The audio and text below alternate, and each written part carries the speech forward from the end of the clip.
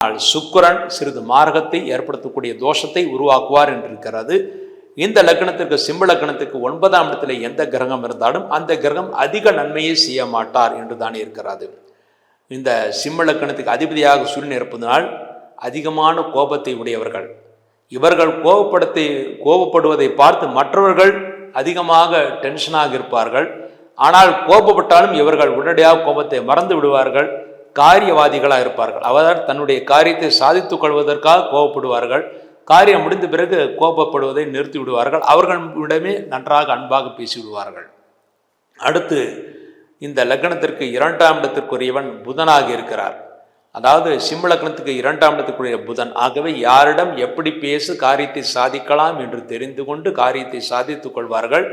ஓரளவு நல்ல படிப்பாளிகளாகவும் இருப்பார்கள்.